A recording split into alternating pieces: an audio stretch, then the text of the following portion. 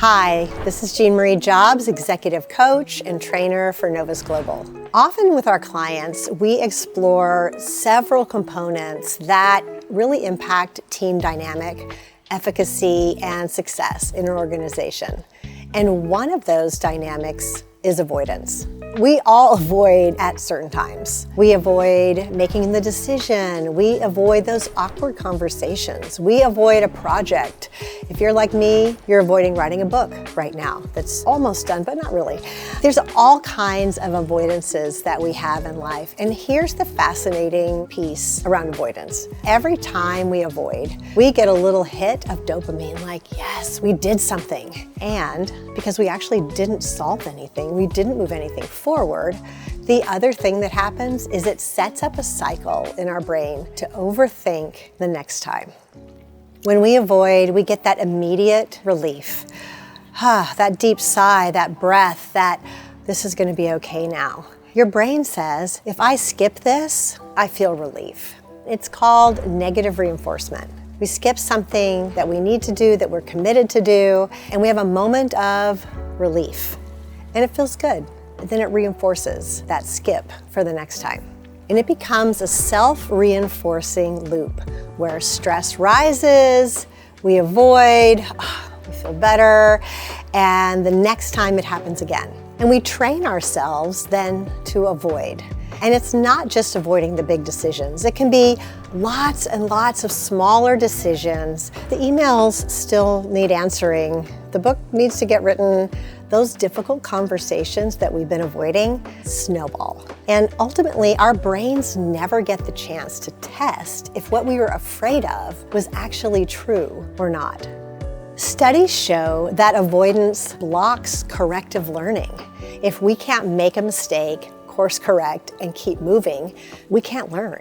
We will also thwart our ability to move powerfully towards vision in life. When we don't have the evidence to tell us, hey, this is okay, you can conquer this, you can do this, it's not as bad as you thought it was going to be, fear keeps running in the background, and our brains loop into future anxiety over things that not only haven't happened yet, but may never happen.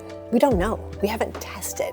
We don't get stronger from this practice of avoidance. And then, of course, there's the guilt from avoiding, the anxiety, there's the experience of overwhelm because things are actually stacking up from our avoidance. And then the stress, instead of getting reduced, starts to build. And it builds in the background until it comes right to the foreground because we haven't really solved anything.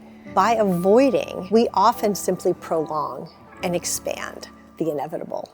The other really interesting thing about avoidance, I've noticed that in organizations where people are withholding communication, withholding feedback, withholding their ideas, and they don't create permission and alignment to share those things, they end up blowing up at some point.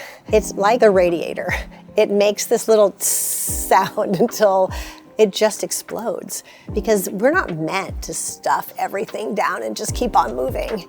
When we do that through avoidance, we're actually creating future explosions. We're creating future breaks or potential breaks in relationships because by the time we finally get it out, it usually doesn't come out as kindly or as open-minded or as generous as it could have been if we'd started in the beginning and took the risk to say the thing, to ask the question, to be curious with the other person. What would it look like to take action today over one thing you've been avoiding? Send the email. Dig that bill out of the drawer and look at it and figure out a way to get it paid, make a request, negotiate. Enter into the difficult conversation you don't want to have because you've made up all kinds of things. See what you find. Be willing to test some of your imagination, some of your fear.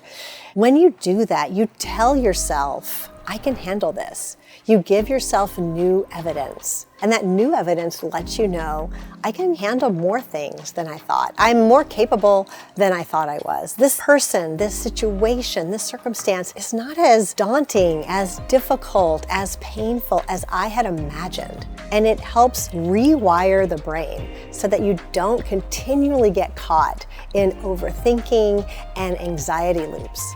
So notice where you're avoiding, when you're avoiding, with whom you're avoiding, and take a step today.